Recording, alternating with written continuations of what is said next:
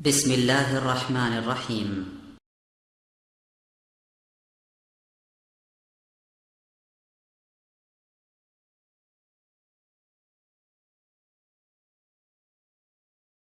لا إله إلا الله. নিয়মিত YouTube video দেখতে subscribe করুন। নতুন নতুন ভিডিও পেতে ঘন্টা বাটনটি চাপুন। السلام عليكم ورحمة الله وبركاته. إن الحمد لله الأكرم الذي خلق الإنسان وكرم وعلمه من البيان ما لم يعلم، فسبحان الذي لا يحصى امتنانه باللسان ولا بالقلم. نشهد أن لا إله إلا الله وحده لا شريك له، ونشهد أن سيدنا إمامنا قدوتنا حبيبنا وطبيبنا وطبيب أرواحنا محمد الذي أرسل إلى الناس كافة بشيرا ونذيرا وداعيا إلى الله بإذنه وسراجا وقمرا منيرا. أما بعد فأعوذ بالله من الشيطان الرجيم.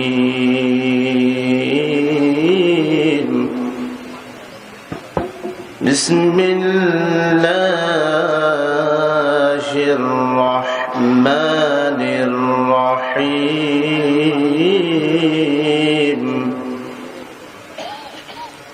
قل للمؤمنين يغضوا من أبصارهم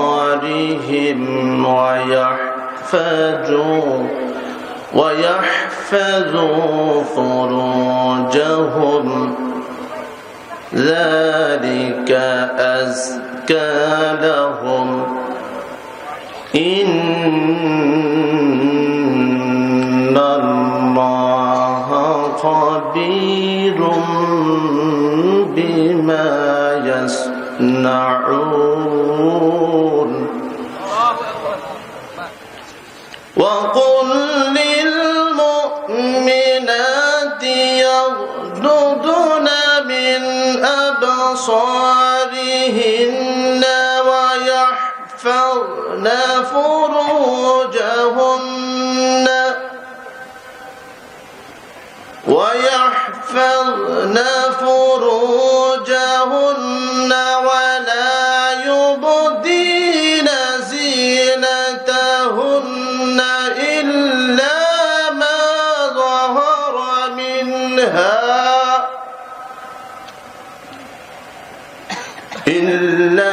ما ظهر منها وليضربن بخمرهن على جيوبهن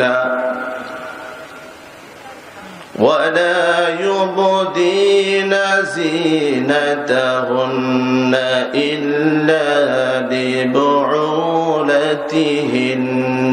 أو آبائهن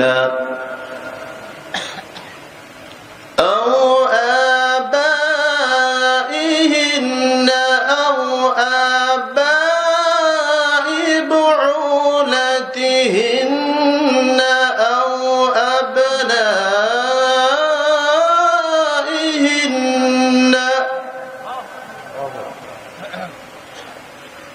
أو أبنائهن أو أبناء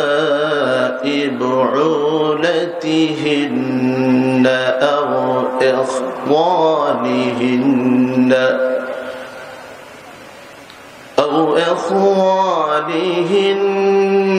أو بني إخوانهن أو بني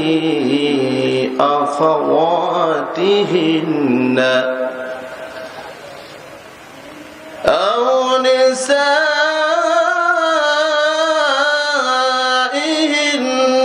أو ما ملكت أيمانهن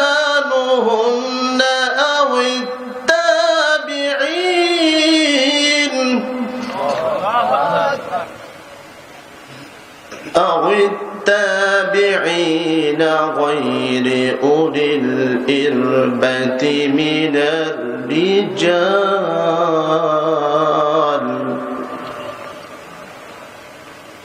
الرجال أو الطفل الذين لم يظهروا على عورات النساء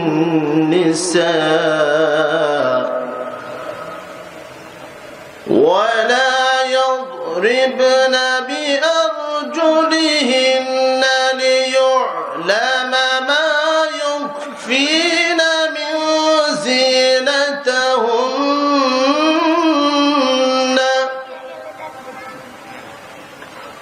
وتوبوا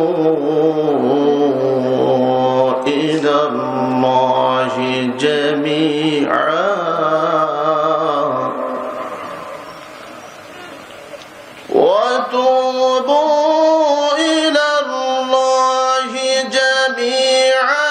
أيها المؤمنون لعلكم تفلحون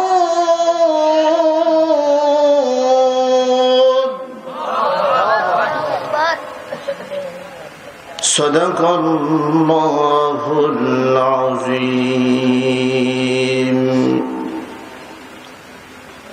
وقال تعالى في شان حبيبه مخبرا وآمرا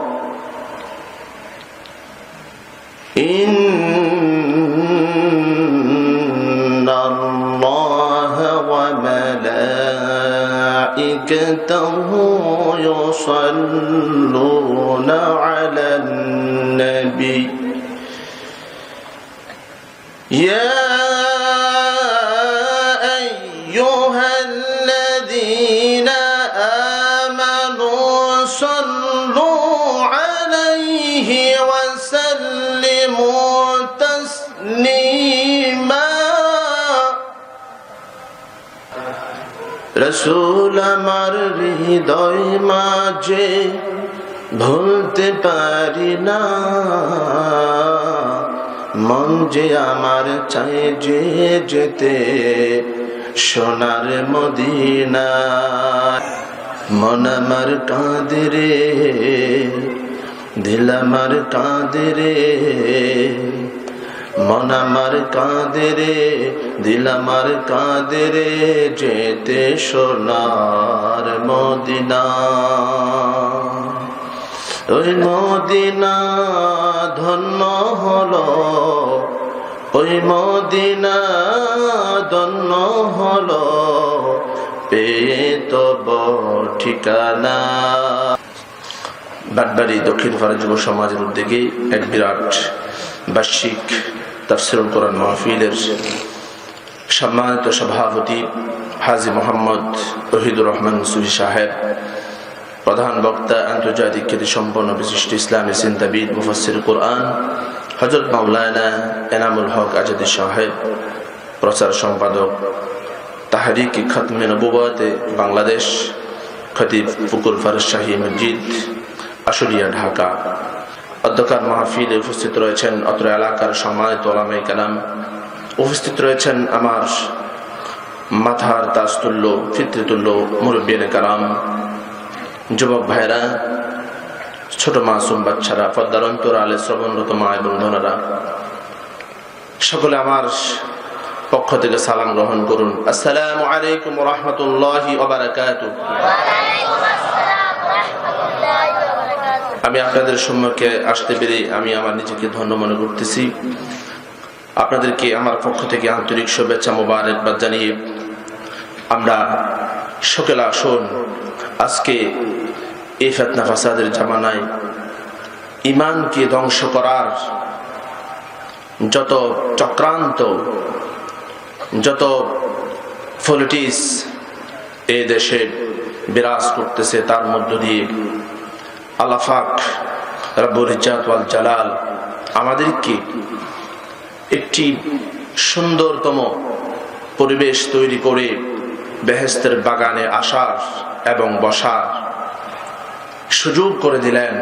সে মহান রবের দরবারে সকলে অবনত চিত্তে নিজের আবেগ, মন, মস্তিষ্ক সব কিছুকে উজাড় করে দিয়ে রাতের নিস্তব্ধকে, রাতের অন্ধকারকে নিস্তব্ধ করে দিয়ে এবং বাতিলকে ধ্বংস করে দিয়ে চিৎকার মেরে বলে আলহামদুলিল্লাহ।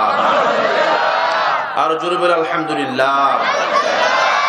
আল্লাহ পাকের প্রশংসা যত বেশি করা যাবে আল্লাহ খুশি হবে না বেজার হবে?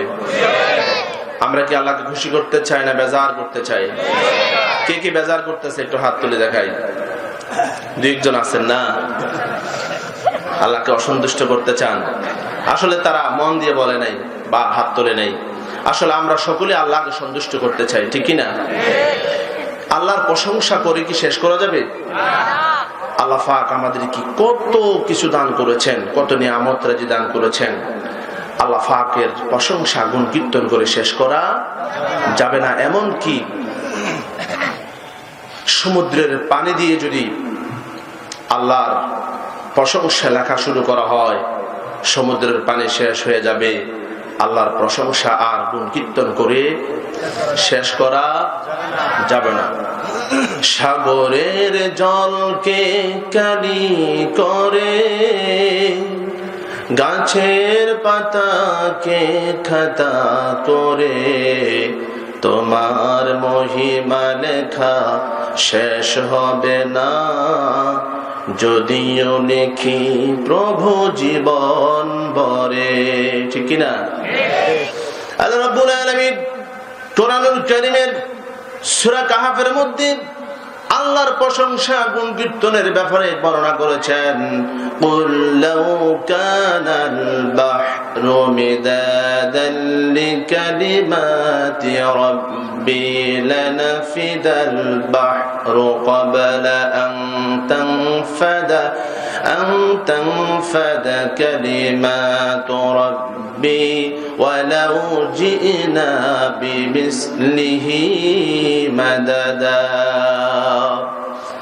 আল্লাহ রাব্বুল আলামিন আল্লাহর নবীকে ডাক দিয়ে বলেন, হে নবী, আপনি বলুন तमाम পৃথিবীর সমুদ্রের সব পানিগুলোকে যদি কালি বানানো হয়, আর तमाम পৃথিবীর সমস্ত গাছপালাকে যদি কলম বানানো হয়, আর तमाम পৃথিবীর গাছের পাতাকে যদি খাতা বানানো হয়, আল্লাহর প্রশংসা গুণ কীর্তন যদি ওই সমুদ্রের পানি নামক কালি দিয়ে আর গাছ নামক কলম দিয়ে যদি লেখা শুরু করা হয়, সমুদ্রের পানি আর সমস্ত গাছপালা শেষ হয়ে যাবে।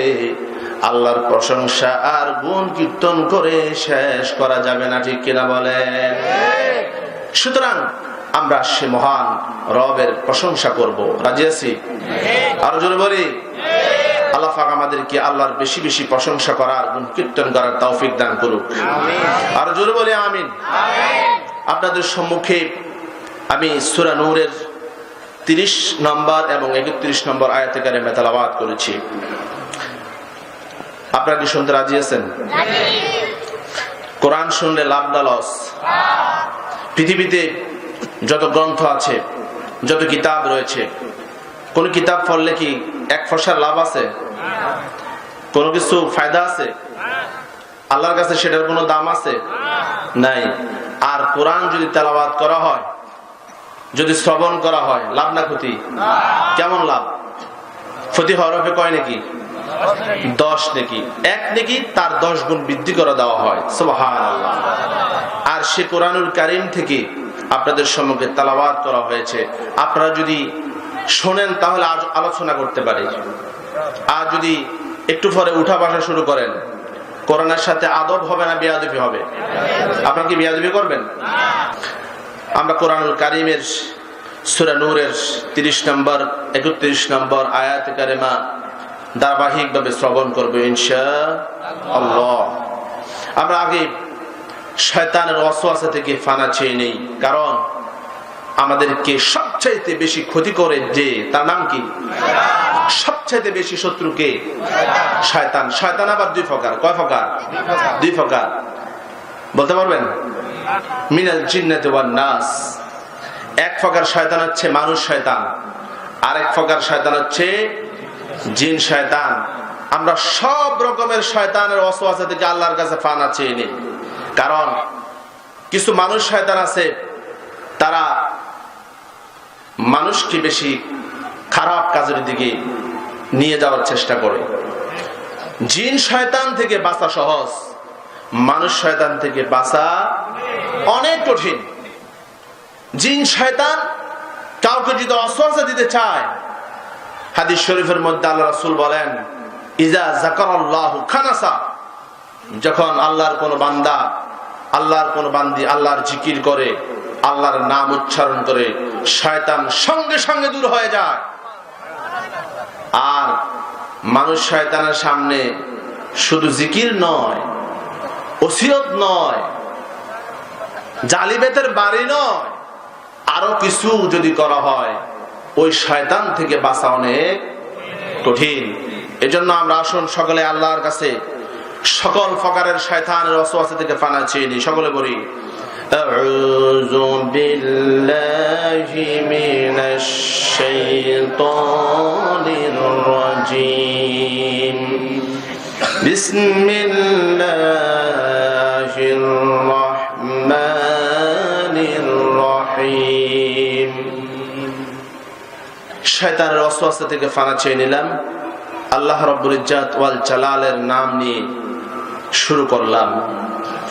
আল্লাহ রাব্বুল আলামিন বলেন, কুল লিল মুমিনিনা ইয়াগুদ্দু মিন আবসারিহিম ওয়া ইয়াহফাযু ফুরুজাহুম যালিকা আযকা লাহুম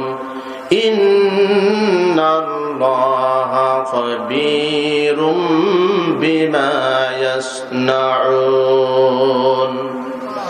আল্লাহ পাক আল্লাহর নবীকে ডাক দিয়ে বলেন, হে নবী, আপনি মুমিন পুরুষদেরকে বলে দিন তারা যেন তাদের চক্ষুগুলাকে ফরনারী দেখা থেকে হেফাজত করে নেয়, নিম্নগামী করে নেয়, আর এটা তাদের জন্য পবিত্রতম কাজ।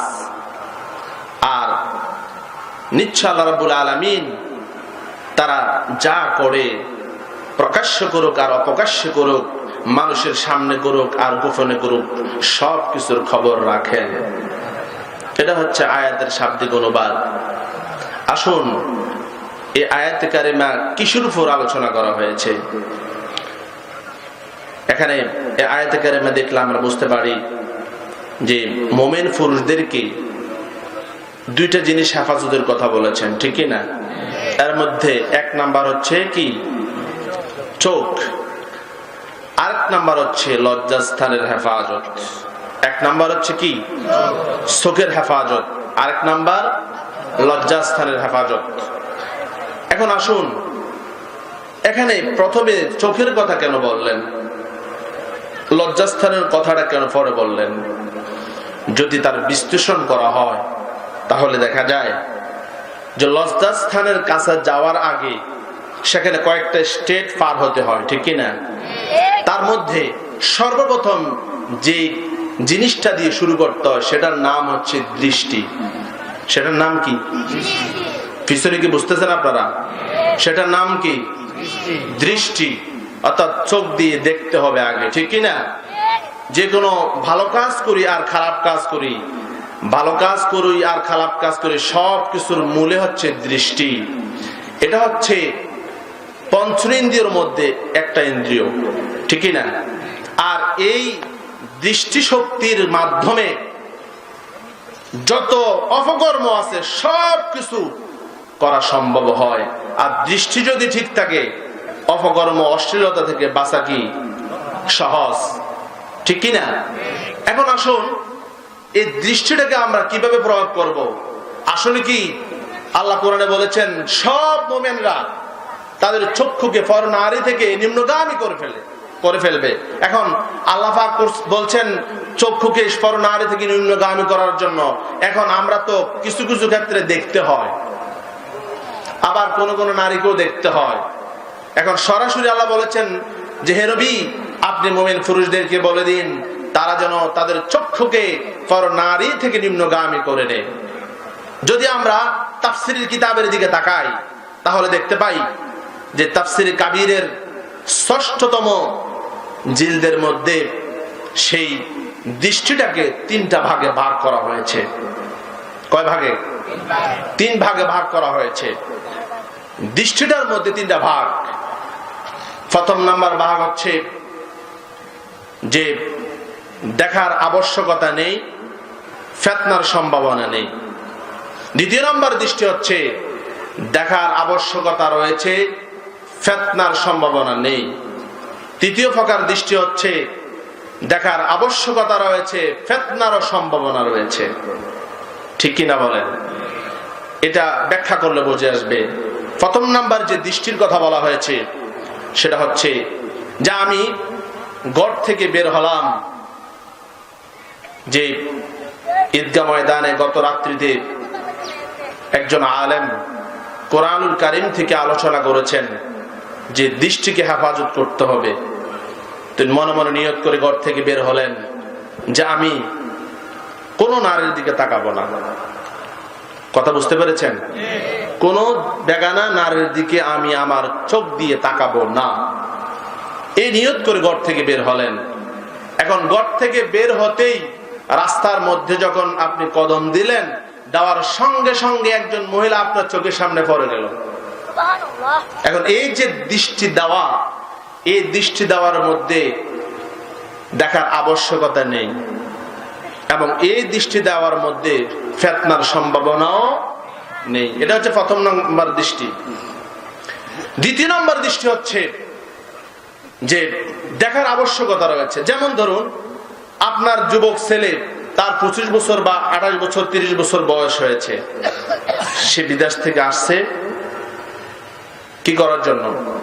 বিবাহের উদ্দেশ্যে দেশে আসছে।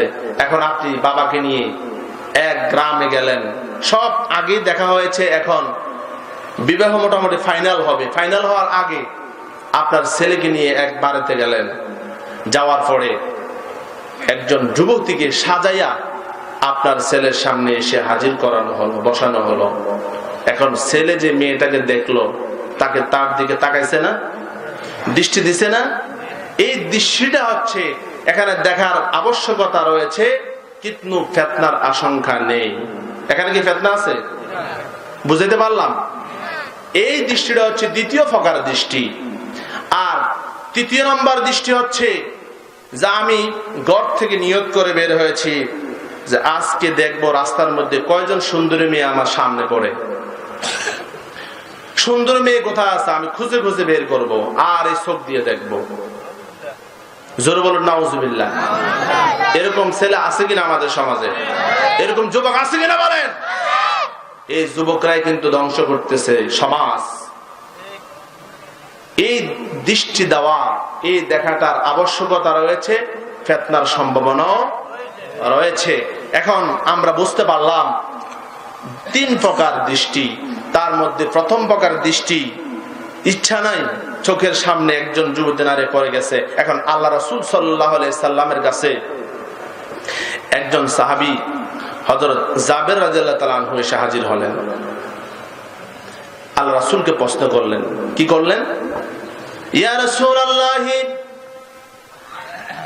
আমার চোখের সামনে যদি কোন যুবতী নারী হঠাৎ করে পড়ে যায় আর ওই মুহূর্তে আমি চোখকে নিম্নগামী করার জন্য চেষ্টা করি, ইয়া রাসূলুল্লাহ, তখন আমি কি করব? আল্লাহর নবী সাহাবীকে বললেন, হে জাবের, তোমার দৃষ্টি যদি কোনো যুবতী নারীর দিকে পড়ে যায়, সঙ্গে সঙ্গে তোমার দৃষ্টিটাকে নিম্নগামী করে নেবে, কারণ প্রথম দৃষ্টি থেকে বাঁচা অনেক কঠিন। সুতরাং এটা যেহেতু কঠিন, আল্লাহ রাব্বুল আলামিন হয়তো তোমাকে মাফ করে দিবেন। এই দৃষ্টি যদি কোনো নারীর দিকে পড়ে যায়, এতে মাফ হওয়ার সুযোগ আছে। আর যদি আমরা এরকম নিয়ত করে আমল করতে পারি, তাহলে আমাদের প্রত্যেকটি এরকম দৃষ্টি দেওয়ার পরে যদি নিম্নগামী করতে পারে, প্রত্যেকটি কাজে আমার একটি করে পূর্ণ আমল নামে লেখা হবে। দ্বিতীয় নম্বর, দৃষ্টির ব্যাপারে দলিল হচ্ছে হযরত আবু হুরায়রা রাদিয়াল্লাহু তাআলা আনহু থেকে বর্ণিত হাদিস। আল্লাহর নবীর একজন সাহাবী আল্লাহর নবীর কাছে এসে হাজির হলেন। হাজির হয়ে বললেন, ইয়া রাসূলুল্লাহ, আমি একজন আনসারী রমণীকে পছন্দ করেছি। আমার একজন আনসারী রমণী পছন্দ হয়েছে, আমি এখন কি করব? আল্লাহর হাবিব সাল্লাল্লাহু আলাইহি সাল্লাম বলেন, ও যুবক, তুমি যখন আনসারী কোন নারীকে বিবাহ করতে যাবে, বিবাহের আগে তুমি একবার দেখে নিবে। এখন বর্তমান জামানার কিছু যুবক আছে, মা বাবার উপর ছেড়ে দেয়, বলে কি আমার আব্বা আম্মা দেখলেই চলবে, আমার দেখার দরকার নাই। এটা কি ঠিক হবে? আর মেয়েটাকে আপনি দেখতে গেলেন, দেখার পরে তার চেহারার মধ্যে সমস্যা থাকতে পারে, চোখে সমস্যা থাকতে পারে, তার অঙ্গ প্রত্যঙ্গে সমস্যা থাকতে পারে, হাঁটতে গেলে খোঁড়ে হাঁটতে পারে। এখন আপনি মা বাবার উপর ছেড়ে দিবেন? এরা বুড়া মানুষ, চোখে কম দেখে, চশমা লাগাই দেখতে হয়। এদের মাধ্যমে যদি বিবাহ করতে যায়, অধিকাংশ সংসারের মধ্যে গন্ডগোল লাগে, ঠিক কিনা? আর রাসূলের হাদিস মোতাবেক যদি কোন যুবক যুবতীকে একবার দেখে নেওয়ার পরে যদি বিবাহ করে, ওই বিবাহটা কখনোই ভাঙ্গে না, আর ওই সংসারটা সুখের হয়, ঠিক কিনা? আমরা ইনশাআল্লাহ আমলটুকুন করব। তারপরে দ্বিতীয় দৃষ্টির ব্যাপারে আরো একটা শরীয়ভাবে অনুমতি রয়েছে, সেটা হচ্ছে যদি কেউ কারোর বিরুদ্ধে মামলা করে, কোর্টে যদি হাজিরা দেওয়ার পরে যদি সাক্ষী দিতে হয়, ওই সাক্ষী দেওয়ার সময় যদি কোনো যুবতী নারী তার চোখের সামনে থাকে, সাক্ষীর ক্ষেত্রে যুবতী নারীকে দেখা যায় আসামি হওয়ার পরে, এমনি এমনি না। তৃতীয় নম্বর দৃষ্টি হচ্ছে যে দৃষ্টি শাহওয়াতের সাথে দৃষ্টি দেওয়া হয়, ওই দৃষ্টির মাধ্যমে জিনা হওয়ার সম্ভাবনা রয়েছে, ঠিক কিনা বলেন? ওই দৃষ্টির মাধ্যমে জিনা হওয়ার সম্ভাবনা রয়েছে। এজন্য ইমাম আবু হানিফা রাহমাতুল্লাহ আলাইহি বলেন, যে ব্যক্তি কোন যুবতী নারীর দিকে ইচ্ছাকৃতভাবে দৃষ্টি দিবে, ওই দৃষ্টিটা তার জন্য জায়েজ নেই। কেন জায়েজ নেই? কেননা আল্লাহ রাব্বুল আলামিন বলেন, প্রত্যেক মানুষকে তার দৃষ্টির ব্যাপারে, তার চোখের ব্যাপারে, তার অঙ্গ প্রত্যঙ্গের ব্যাপারে, এমনকি অন্তঃকরণের ব্যাপারে হিসাব দিতে হবে, ঠিক কিনা? যদি কেউ গোপনে গোপনে অন্যায় করে, আর হাসরের ময়দানে যখন তাকে জিজ্ঞাসা করা হবে, তুমি কি এই কাজ করছিলে কিনা, অমুক অমুক জায়গায় গিয়েছিলে কিনা, ওই যুবক বলবে, আয় আল্লাহ তাআলা, আমি যাই নাই, আমি যাই নাই। আল্লাহ রাব্বুল আলামিন ওই সময় যুবক যুবতীর মুখের মধ্যে মোহর মেরে দেবেন। আল্লাহ রাব্বুল আলামিন সূরা ইয়াসিনের মধ্যে তার বর্ণনা করেছেন, আল ইয়াওমা নাখতিমু আলা আফওয়াহিহিম ওয়া তুকাল্লিমুনা আইদিহিম ওয়া তাশহাদু আরজুলুহুম বিমা কানু ইয়াকসিবুন। সেদিন, কিয়ামতের দিন, আল্লাহ রাব্বুল আলামিন ওই সমস্ত লোকদেরকে ডাক দিয়ে যখন বলবেন, তোমরা এই কাজ করছিলে কিনা, তখন বলবেন, আয় আল্লাহ, আমরা তো অন্যায়মূলক কাজে জড়িত হই নাই, আমরা তো জেনার কাজে লিপ্ত হই নাই, আমরা তো যুবতীর সাথে এরকম গোপনে গোপনে আড্ডা দেই নাই, অমুক জায়গায় যাই নাই, শাহবাগে যাই নাই, ওই সেই রমনা পার্কে যাই নাই, ওই কোটবাড়ি পাহাড়ের মধ্যে যাই নাই, কিন্তু আল্লাহ রাব্বুল আলামিন সঙ্গে সঙ্গে তার মুখের প্রতি মোহর মেরে দেবেন। তখন তার অঙ্গ প্রত্যঙ্গ সেদিন সাক্ষ্য দিয়ে দিবে যে ওই বান্দা মুখ দিয়ে কি কথা বলেছিল, চোখ দিয়ে কি দেখেছিল, হাত দিয়ে কি ধরেছিল, পাও দিয়ে কোথায় গিয়েছিল, প্রত্যেকটি অঙ্গ প্রত্যঙ্গ সেদিন তার জবাব দিয়ে দিবে। ঠিক কিনা বলেন? সুতরাং শাহওয়াতের দৃষ্টিতে কোন নারীকে দেখা যাবে না। হাদিস শরীফের ভিতরে রয়েছে আল্লাহর হাবিব জনাব মুহাম্মদ রাসূলুল্লাহ সাল্লাল্লাহু আলাইহি সাল্লাম বলেন, বনি আদমের আংশিক জিনা লিখিত হয়ে থাকে, যার কারণে তাদেরকে তার প্রতিফলন দেওয়া হবে। সে জেনাটা কি? আল্লাহর নবী হযরত মুহাম্মদ রাসূলুল্লাহ সাল্লাল্লাহু আলাইহি ওয়াসাল্লাম বলেন, চোখের জেনা হচ্ছে যে ব্যক্তি কোন নারীর দিকে শাহওয়াতের সাথে দৃষ্টি দিবে। কানের জেনা হচ্ছে কোন যুবক যদি কোন যুবতীর সাথে খারাপ ভাষা ব্যবহার করে আর সেটা শুনে, তাহলে সেটা কানের জেনা হবে। কোন যুবক যদি মুখ দিয়ে খারাপ ভাষা ব্যবহার করে, মোবাইলে হোক, এমনি হোক, প্রকাশ্যে হোক, তাহলে সেটা মুখের জেনা হবে। কোন যুবক যদি কোন যুবতী নারীর গায়ে শাহওয়াতের সাথে তার গায়ে হাত দেয়, তাহলে সেটা হাতের জেনা হয়ে যায়।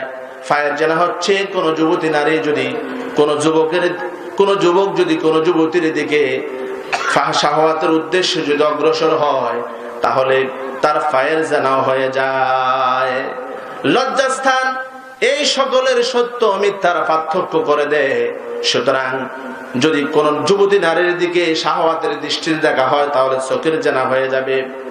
এভাবে করে আল্লাহর হাবিব সাল্লাল্লাহু আলাইহি সাল্লাম বনি আদমের আংশিক জেনার কথা এভাবে বর্ণনা করেছেন। সুতরাং ও মুসলমান ভাইরা, আমাদের চক্ষুগুলোকে আমরা হেফাজত করব ইনশাআল্লাহ। সকলে বলি ইনশাআল্লাহ। আর এই চোখ দিয়ে যদি কোন যুবতী নারীর দিকে তাকায়, ইচ্ছা করে যদি কেউ তাকায়, তাহলে তার অবস্থাটা কি হবে? হাদিস শরীফের ভিতরে আল্লাহর হাবিব সাল্লাল্লাহু আলাইহি সাল্লাম বলেন, কোন যুবক যদি কোন যুবতীর নারীর দিকে শাহওয়াতের দৃষ্টিতে তাকায়, সেই যুবতী মোবাইলের মধ্যে হোক, টিভির মধ্যে হোক, ডিসলাইনে হোক, তার বাড়িতে হোক, রাস্তাঘাটে হোক, ইউনিভার্সিটিতে হোক, যে কোনো জায়গায় হোক, যদি কোন যুবক যুবতী নারীর দিকে শাহওয়াতের দৃষ্টিতে, কাম ভাবের দৃষ্টিতে তাকায়, আল্লাহর হাবিব বলেন, কাল কিয়ামতের ময়দানে কঠিন মুসিবতের দিনে ওই যুবকের চোখের মধ্যে সীসা ডালা তার চোখের মধ্যে ঢেলে দিবে। জোরে বলুন নাউজুবিল্লাহ। আল্লাহ আমাদের চোখকে হেফাজত করে, সকলে বলি আমিন। এই ব্যাপারটা হচ্ছে ইবলিসের কাজ। কার কাজ? অন্যায়মূলক ভাবে কোন যুবতী নারীর দিকে তাকানো হচ্ছে ইবলিসের কাজ। ওই ইবলিসের ফরসনা থেকে আমাদেরকে বাঁচতে হবে। আল্লাহ রাব্বুল আলামিন কোরআনুল কারীমের মধ্যে বলেন, ইয়া বনি আদম লা ইয়াফতিনান্নাকুমুশ শাইতানু কামা আখরাজা আবাওয়াইকুম মিনাল জান্নাহ। আল্লাহ রাব্বুল আলামিন বলেন, ইয়া বনি আদম, হে আদম সন্তানেরা, লা ইয়াফতিনান্নাকুমুশ শাইতান, তোমাদেরকে শয়তান যেন ওয়াসওয়াসা দিতে না পারে, বিভ্রান্ত করতে না পারে। যেমনি ভাবে কামা আখরাজা আবাওয়াইকুম মিনাল জান্নাহ, যেমনি ভাবে তোমাদের পিতামাতা আদম এবং হাওয়া আলাইহিস সালামকে জান্নাত থেকে বের করে দিয়েছিল। জান্নাত থেকে বাবা আদম মা হাওয়াকে বের করেছিলেন কে? জোরে বলুন, শয়তান। সেই শয়তান আমাদেরকে ওরকম যুবতী নারীর দিকে দেখানোর জন্য বিভিন্ন ভাবে ওয়াসওয়াসা দিয়ে থাকেন। সুতরাং শয়তানের ওয়াসওয়াসা থেকে আমাদেরকে আল্লাহর কাছে বেশি বেশি করে পানা চেতে হবে। আর যদি কেউ কোন যুবতী নারীর দিকে দেখা থেকে যদি তার চক্ষুকে নিম্নগামী করতে পারে, আল্লাহ রাব্বুল আলামিন বলেন, ওই যুবকের প্রতিটি নজরে একটি পুণ্যের কাজ তার আমলনামায় দেওয়া হবে। প্রতিটি নজরে হযরত আবু উমামা রাদিয়াল্লাহু তাআলা আনহু থেকে বর্ণিত হাদিস, তিনি বলেন আল্লাহর হাবিব সাল্লাল্লাহু আলাইহি ওয়াসাল্লাম বলেন, কোন যুবক যদি কোন যুবতীর দিকে দৃষ্টি পরায়ণ করে নেয়, আল্লাহ রাব্বুল আলামিন তার আমলনামে একটি পুণ্যের কাজ লিখে দেন। শুধু তাই নয়, ওই যুবক তার মাধুর্যতা সে অনুভব করতে থাকে। এভাবে যদি আমরা চোখকে হেফাজত করতে পারি, তাহলে প্রতি নজরের বিনিময়ে একটি করে পুণ্যের কাজ আমলনামায় লিখে দেওয়া হবে। আল্লাহ আমাদের সবাইকে, যারা যুবক সমাজ আছি, মুমিন পুরুষ আছি, আমাদের প্রত্যেকের চোখকে আল্লাহ পাক হেফাজত করে সকলে বলে আমিন। তারপর আল্লাহ রাব্বুল আলামিন বলেন ওয়ায়াহফাযু ফুরুজাহুম, এবং তারা যেন তাদের লজ্জাস্থানকে হেফাজত করে। কারণ দৃষ্টি যদি হেফাজত হয়ে যায়, লজ্জাস্থান অটোমেটিকলি হেফাজত হয়ে যাবে। আমাদেরকে লজ্জাস্থান হেফাজত করতে হবে। তারপর আল্লাহ রাব্বুল আলামিন বলেন যালিকা আযকা লাহুম, এটা তোমাদের জন্য পবিত্রতা। ইন্নাল্লাহা খাবীরুম বিমা ইয়াসনাউন, নিশ্চয় আল্লাহ রাব্বুল আলামিন তোমরা যা কিছু করো সব কিছুর খবর রাখেন। এখানে বসে বসে কি চিন্তা করতেছি আমরা, মনে মনে কি ভাবনা করতেছি, সব কিছুর খবর রাখেন কে? আল্লাহ। রাতের বেলা, রাতের গভীরে, রাতের 2টা বাজে কোন নারীর সঙ্গে আমি কিভাবে বাক্যালাপ করেছি, কোন হোটেলে গিয়ে কোন নারীর সাথে আমি সাক্ষাৎ করেছি, সেই খবর আল্লাহ রাব্বুল আলামিন জানেন। সুতরাং ও মুমিন মুসলমান ভাইয়ারা, আমাদের চক্ষুকে হেফাজত করতে হবে, লজ্জাস্থান হেফাজত করতে হবে। তারপর আল্লাহ রাব্বুল আলামিন মুমিনাত নারীদের ব্যাপারে বলেন وَقُلْ لِلْمُؤْمِنَاتِ يَغْضُضْنَ مِنْ أَبْصَارِهِنَّ وَيَحْفَظْنَ فُرُوجَهُنَّ وَلَا يُبْدِينَ زِينَتَهُنَّ إِلَّا مَا ظَهَرَ مِنْهَا। আল্লাহ রাব্বুল আলামিন 31 নম্বর আয়াতের ভিতরে মুমিনাত নারীদেরকে আল্লাহ রাব্বুল আলামিন লক্ষ্য করে বলেন, হে নবী আপনি মুমিনাত নারীদেরকে বলে দিন তারা যেন তাদের চক্ষুগুলোকে ফরফুরুজ দেখা থেকে নিম্নগামী করে নেয়। একটু আগে আপনারা মনে মনে চিন্তা করছেন, শুধু পুরুষদের ব্যাপারে বললো, মহিলাদের ব্যাপারে কিছু বলবো না? সঙ্গে সঙ্গে আপনারা মনে মনে চিন্তা করছেন, আল্লাহ পরবর্তী আয়াতের মধ্যে নারীদের ব্যাপারে বলে দিয়েছে, ঠিক কিনা? নারীদেরকে প্রথমে ঘরোয়া জিন্দেগিতে পর্দা করতে হবে। কোথায়? ঘরোয়া জিন্দেগিতে, ঘরের মধ্যে পর্দা করতে হবে। এখন তো মাশাআল্লাহ আপনাদের এলাকায়, বাটবাড়ি এলাকায় মনে হয় নারীরা তেমন রাস্তাঘাটে চলাফেরা করে না, কি বলেন? মার্কেটে যায় না? যায়? আমি তো মনে করছি যায় না, শুধু ঢাকা শহরে দেখি। তাহলে এই এলাকাও আছে না? তাহলে কিছু বলতে হয়, কি বলেন? আমার বিষয় কিন্তু আজকে পর্দা সম্পর্কে। আপনাদেরকে হয়তো আমি বিরক্ত করতেছি, অনেকে মনে মনে চিন্তা করতেছে এতদিন তো ভালো হয়েছিলাম, আজকে কোন বেজালে পড়লাম। আসলে কি বেজাল হবে? লাভ হবে না ক্ষতি হবে? শোনার পরে যদি সংশোধন হয়ে যায় তাহলে আমাদের জন্য এটা কি হবে? লাভ হবে। বিশেষ করে যুবকদেরকে উদ্দেশ্য করে আমি বলতেছি, আজকে মাহফিলে যুবকদের সংখ্যা বেশি দেখা যাচ্ছে। সকলে বলে আলহামদুলিল্লাহ, যুবকদের সংখ্যা আজকে বেশি দেখলাম, মনটা ভরে গেল। তাহলে যুবকদেরকে নিয়ে আজকে আলোচনা হচ্ছে। বৃদ্ধ বেজার আছেন, আপনার মন খারাপ করার কোনো কারণ নাই। এখানে যুবক যারা, এদেরকে উদ্দেশ্য করে বেশি কথা বলা হচ্ছে, আপনার কোনো টেনশন নাই। টেনশন আছে? তারা মনে করছে দাড়ি ফেঁকে গেছে, এখন টিভির সামনে বললে কি হইব? দোকান ফাটে যাইয়া সিনেমা দেখলে কি হইব? আমরা দাড়ি ফেঁকে গেছে, আল্লাহ তো আমাদেরকে দেখলে শরম পায়, অনেক বুড়া মনে করে। আসলে নেকি বদি লেখা হবে না?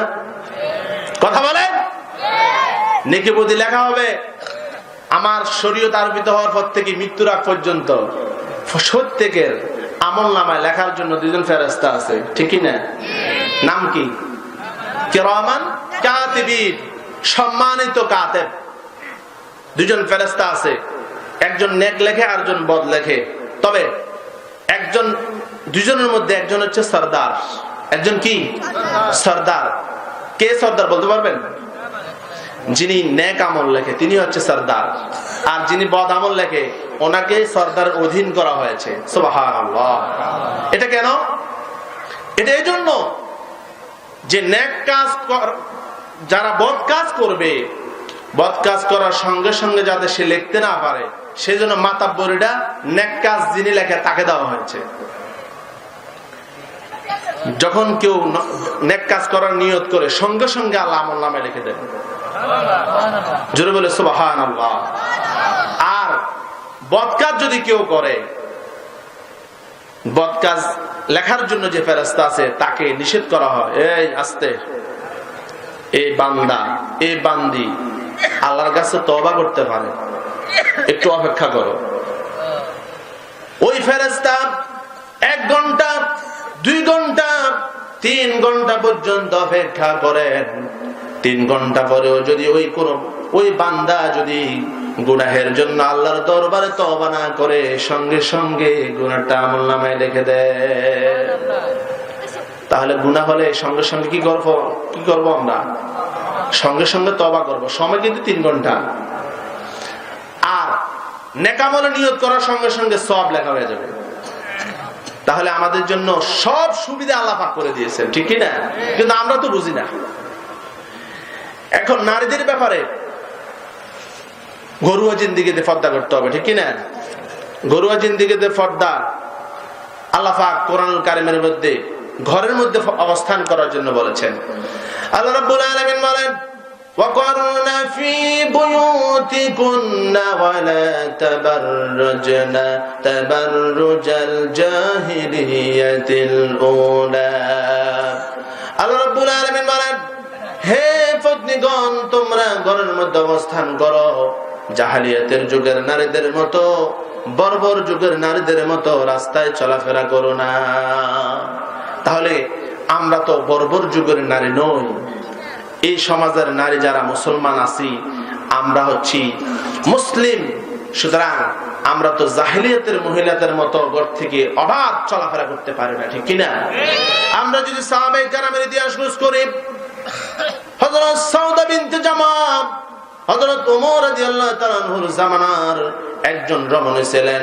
তিনি ওই জামানায় ঘর থেকে কখনো বের হন নাই, এমনকি তিনি হজ উমরা করার জন্য ঘর থেকে বের হন নাই।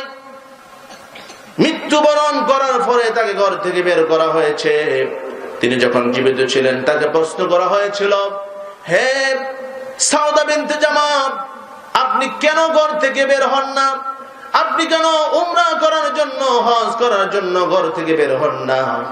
হযরত সাউদা বিনতে জামা জবাব দিয়েছিলেন, আমি ঘর থেকে এই জন্য বের হই না, আল্লাহ রাব্বুল আলামিন বলেছেন ওয়াকারনা ফি বুয়ুতিকুন্না, এজন্য আমি ঘর থেকে বের হই না। সুবহানাল্লাহ। এত কঠিন ভাবে আমল করেছেন, কিন্তু আমরা ঘর থেকে বের হওয়ার মিছিলে মিছিলে বের হই। মহিলারা কিভাবে বের হয়? প্রতিবেশীর এইজন ওইজনকে ডাক দিয়ে বলে, মোবাইল আছে তো, কল দিয়ে বলে, হ্যালো হাসিয়ার মা আসুনি, তাড়াতাড়ি আসো, আমরা আজকে কুমিল্লা সাত্তারখানা যাবো, ঠিকই না বলেন? এরকম বেহায়াফনা মহিলা আছে কিনা আমাদের সমাজে? এরকম মিছিলে মিছিলে মার্কেটে যায়। কিন্তু সাহাবায়ে কেরামের ইতিহাস খোঁজ করলে দেখা যায় তারা ঘরের মধ্যে অবস্থান করেছেন। এই বাণী নারীদেরকে অনেক কাজ দিয়েছে। একদিন হযরত আনাস রাদিয়াল্লাহু তাআলা আনহু বর্ণনা করতেছেন, কিছু স্ত্রী আল্লাহর নবীর দরবারে হাজির হলেন। আল্লাহর রাসূলের দরবারে হাজির হয়ে প্রশ্ন করলেন, ইয়া রাসূলুল্লাহি, ইয়া হাবিবাল্লাহ, পুরুষরা জিহাদের ময়দানে যায়, জিহাদ করতে গিয়ে তারা অনেক সওয়াব অর্জন করে।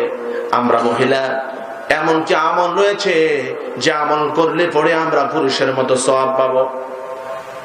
আল্লাহর নবী জনাবে মুহাম্মদ রাসূলুল্লাহ সাল্লাল্লাহু আলাইহি সাল্লাম ওই স্ত্রীদেরকে ডাক দিয়ে বলেন, ও রমণীরা, ও নারীরা, তোমরা শুনে রাখো, তোমরা যদি ঘরের মধ্যে পর্দা করে অবস্থান করো, জিহাদের ময়দানে যাওয়ার সওয়াব তোমাদের আমলনামায় লেখা হবে। আর জোরে বলে সুবহানাল্লাহ। জিহাদের ময়দানে যাওয়ার সওয়াব পাওয়া যাবে ঘরের মধ্যে পর্দা করলে, ঠিক কি না? আবার ঘরের মধ্যে আবার কিছু মহিলা আছে এবারে সেবারে শুধু দৌড়াদৌড়ি করে, আসেনি? সালাম কালাম নাই। দেখবেন মহিলা মনে করে আমরা তো মহিলা মানুষ, যাইতে পুরুষ পরে না, কি বলেন? যাইতে গেলে যাওয়া যাবে, পর্দা করে যাইতে হবে। যাওয়ার পরে কি লাগবে? পুরুষ হোক কি মহিলা হোক সালাম দিয়ে ঢুকতে হবে, ঠিক কিনা? সালাম দিতে হবে, অনুমতি নিতে হবে। আল্লাহ রাব্বুল আলামিন কোরআনুল কারীমের মধ্যে সকল মুমিনদেরকে ডাক দিয়ে বলেন, ইয়া আইয়ুহাল্লাযীনা আমানু লা তাদখুলু বুয়ুতান গায়রা বুয়ুতিকুম হাত্তা তাস্তানিসু ওয়া তুসাল্লিমু আলা আহলিহা ذلكم خير لكم لعلكم تذكرون। আল্লাহ রাব্বুল আলামিন মুমিন পুরুষদেরকে ডাক দিয়ে বলেন, হে ঈমানদার লোকেরা, তোমরা যখন নিজের ঘরের বাইরে অন্য কারো ঘরে প্রবেশ করতে যাবে, যাওয়ার পূর্বে সালাম দিবে, অনুমতি নিয়ে তারপরে তাদের ঘরে প্রবেশ করবে। যালিকুম খায়রুল লাকুম, এটা তোমাদের জন্য কল্যাণকর, লাআল্লাকুম তাযাক্কারুন, যদি তোমরা এই উপদেশ গ্রহণ করো, যদি উপদেশ গ্রহণ করো এটা তোমাদের জন্য কল্যাণকর। এমন হুট করে একজনের বাড়িতে ঢুকা যাবে না। অনেক পুরুষ আছে, অনেক যুবক আছে, বিশেষ করে যুবক একজন আরেকজনের বাড়িতে হঠাৎ করে যায়, ঢুকে দেখা যায় বাড়িতে ঢুকলে পরে একজন যুবতী নারী তার সামনে পড়ে গেছে, একজন মহিলা সামনে পড়ে গেছে। এজন্য বাড়িতে যাওয়ার আগে কি দিতে হবে? সালাম দিতে হবে। সালাম দিয়ে অনুমতি নিয়ে তারপরে প্রবেশ করতে হবে। সুতরাং নারীদেরকে ঘরোয়া জিন্দেগি কি করতে হবে? পর্দা করতে হবে। ঘরের বাইরে যদি যেতে হয়, যাওয়া যাবে, পর্দা করতে হবে। পর্দা করলেই হবে না, শুধু পোশাক নিয়ে পর্দা করলেই হবে না, তাদের চক্ষুগুলোকে নিম্নগামী করতে হবে। আল্লাহ রাব্বুল আলামিন বলেন, ওয়া কুল্লিল মুমিনাতি ইয়াগুদুদনা মিন আবসারিহিন্না। হে নবী, আপনি মুমিনাত নারীদেরকে বলে দিন তারা যেন তাদের চক্ষুগুলোকে পরপুরুষকে দেখা থেকে নিম্নগামী করে নে। চক্ষুকে নিম্নগামী করতে হবে। এমনকি অন্ধ লোকও যদি আমার চোখের সামনে দিয়ে হেঁটে যায়, ওই অন্ধ লোকের সামনেও আমাকে পর্দা করতে হবে। হযরত উম্মে সালমা রাদিয়াল্লাহু তাআলা আনহা তিনি একটি হাদিস বর্ণনা করতেছেন এভাবে যে, আমরা মাইমুনা সহ আল্লাহর নবীর সামনে বসা ছিলাম, এমন সময় একজন অন্ধ লোক আসলো, যে হচ্ছে উম্মে মাকতুমের সন্তান, তার নাম হলো আব্দুল্লাহ। আব্দুল্লাহ অন্ধ একজন যুবক আমাদের উদ্দেশ্যে আগমন করতেছেন।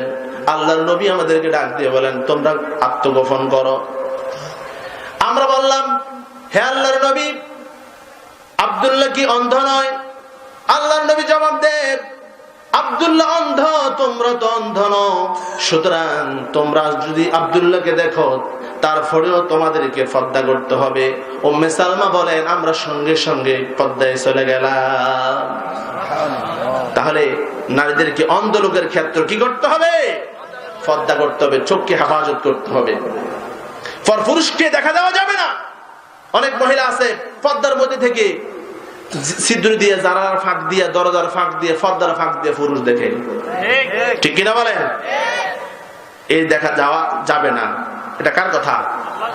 আল্লাহ পাকের কথা, কোরআনুল কারীমের কথা। কোন পরপুরুষকে দেখা যাবে না।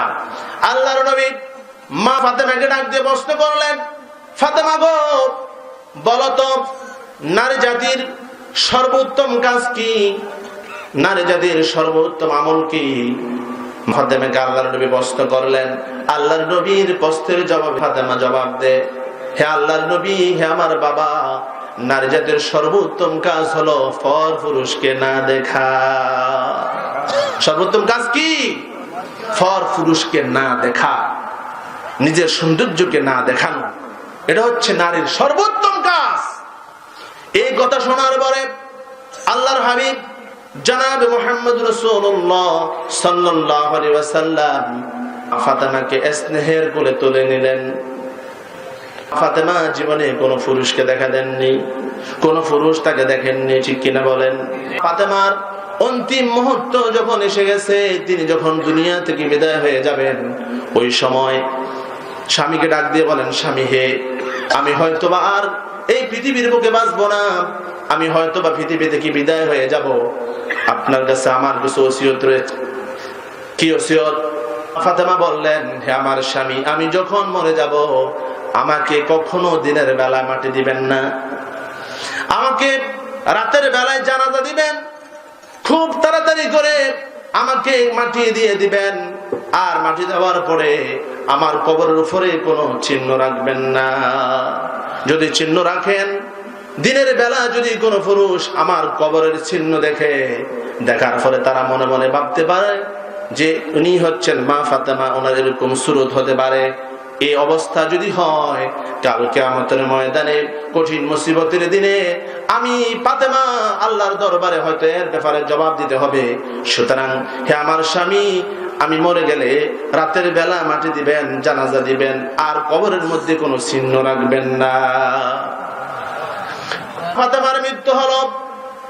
মৃত্যুবরণ করার পরে রাতের বেলা কয়েকজন সাহাবীকে সঙ্গে নিয়ে কবর খনন করলেন। কবর খনন করার পরে জানাজা দিয়ে মাটি দিয়ে দিলেন। মাটি দিয়ে দিবেন তার পূর্ব মুহূর্তে হযরত আবু যর গিফারী রাদিয়াল্লাহু তাআলা আনহু মাটির ভিতরে, কবরের ভিতরে প্রবেশ করলেন। প্রবেশ করে মাটিকে ডাক দিয়ে বলে, হে কবরের মাটি, তুই কি জানিস তোর কবরের মধ্যে কাকে রাখা হবে? যাকে রাখা হবে তিনি হচ্ছেন সাইয়্যিদাতুন নিসাই আহলিল জান্নাহ, জান্নাতের রমণীদের সরদারিনী ফাতেমাকে রাখা হবে। খবরদার কবরের মাটি তার সাথে বেয়াদবি করবি না। কিছুক্ষণ পরে আবার হযরত আবু যর গিফারী রাহমাতুল্লাহ আলাইহি রাদিয়াল্লাহু তাআলা আনহু বলেন, হে কবরের মাটি, তুই কি জানিস তোর মধ্যে কাকে রাখা হবে? তোর কবরের মধ্যে রাখা হবে যাকে কাফেরদের জন্য বাঘ বানিয়ে পাঠানো হয়েছে, আসাদুল্লাহিল গালিব, যার উপাধি ছিল হযরত আলী রাদিয়াল্লাহু তাআলা আনহুর স্ত্রী। খবরদার, খবরদার, মাটি বেয়াদবি করবি না।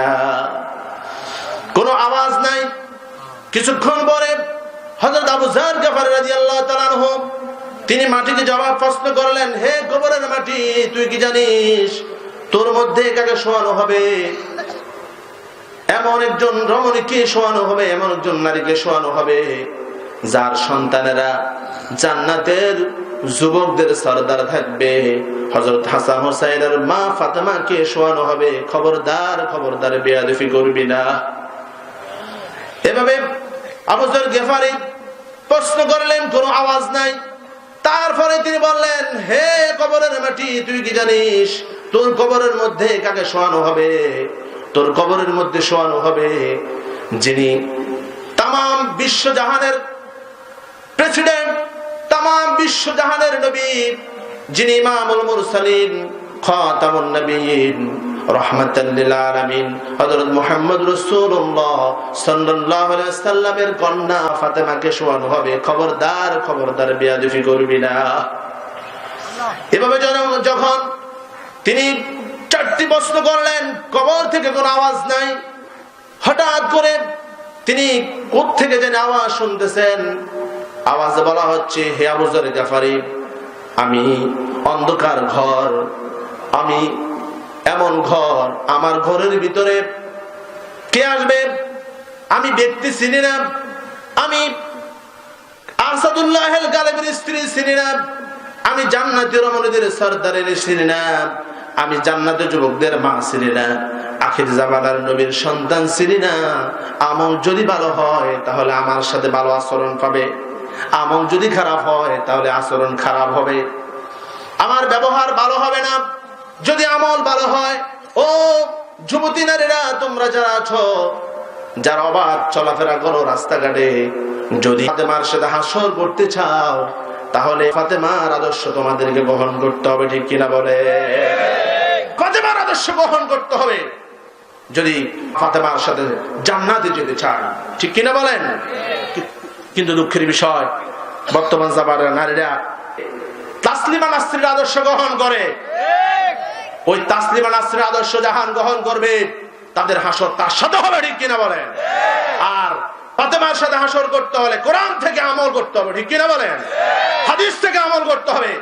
যদি কোরআন হাদিস বাদ দিয়ে মন গড়া চলি, অবাধ চলাফেরা করি, যুবকদের সাথে চলাফেরা করি, যুবকদের সাথে ভ্যালেন্টাইন্স ডে পালন করার জন্য রাস্তার মোড়ে মোড়ে পার্কে গিয়ে যদি ফুল কিনে নিয়ে যদি যুবকের হাতে ধরে ফুল দেয়, ওই যুবতী কখনো তোমার সাথে হাসর করতে পারে না, ঠিক কিনা বলে?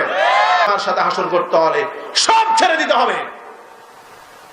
এই ভ্যালেন্টাইন্স ডে দিনে 15 কোটি টাকা ফুল বিক্রি হয়েছে।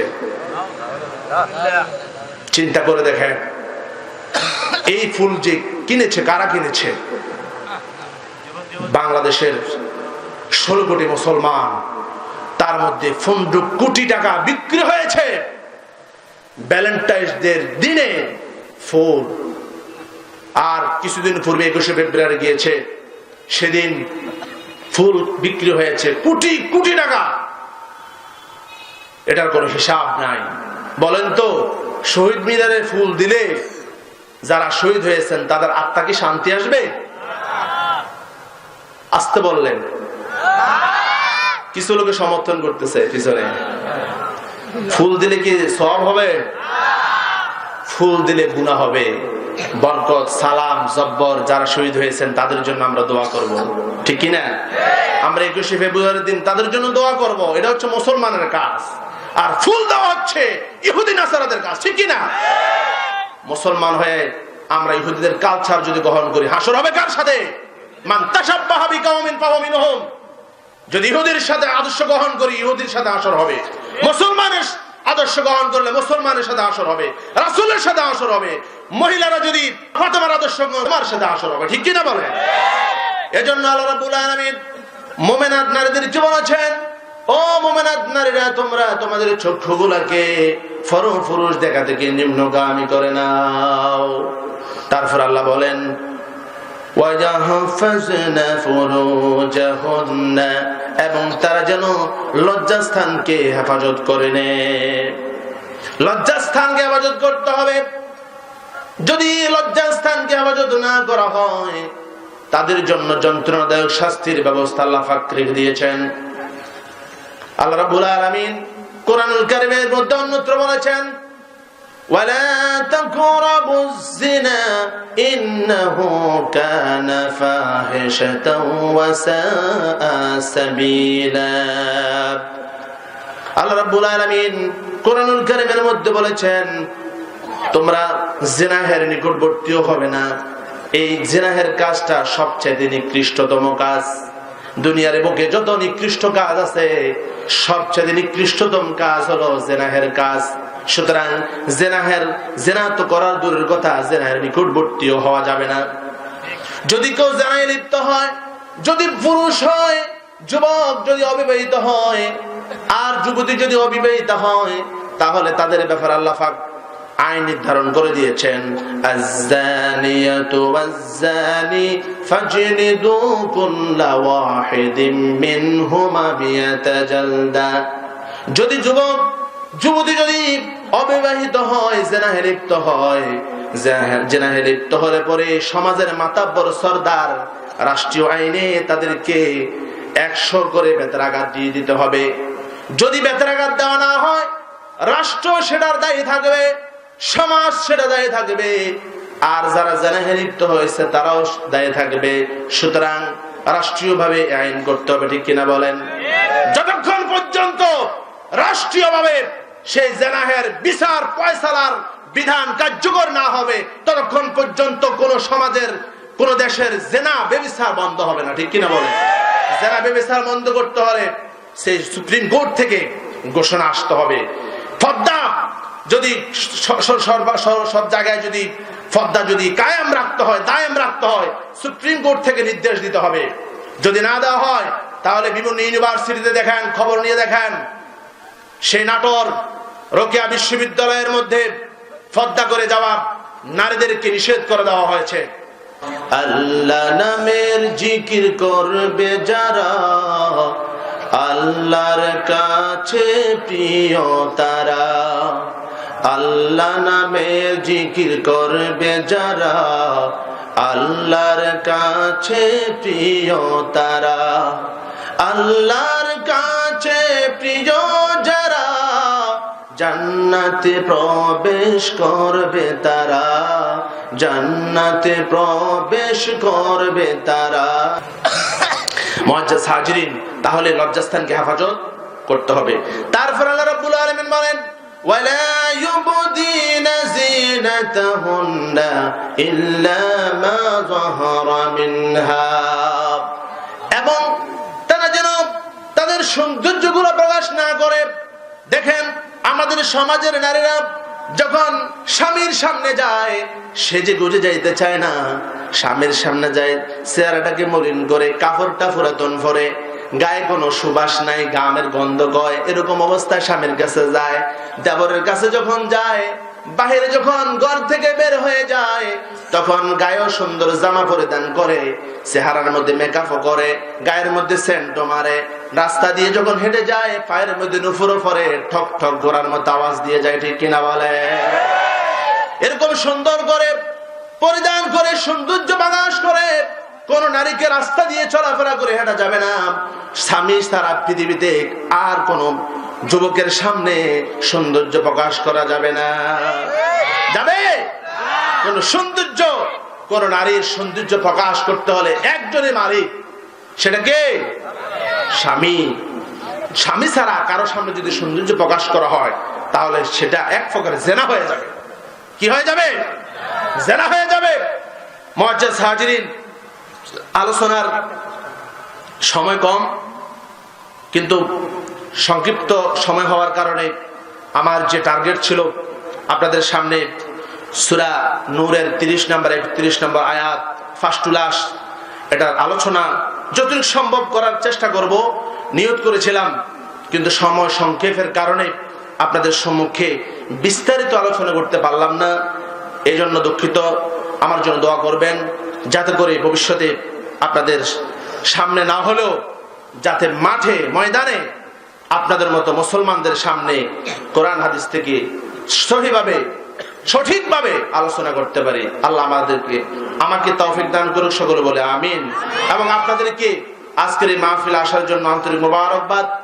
আমি আশা করব আপনারা আখিরি মোনাজাত পর্যন্ত থাকবেন, শরীক হবেন, তারপরে গুনাহ মোচন করে বাড়িতে যাবেন ইনশাআল্লাহ। আসসালামু আলাইকুম ওয়া রাহমাতুল্লাহি ওয়া বারাকাতুহু। নিয়মিত ইউটিউব ভিডিও দেখতে সাবস্ক্রাইব করুন। নতুন নতুন ভিডিও পেতে ঘন্টা বাটনটি চাপুন।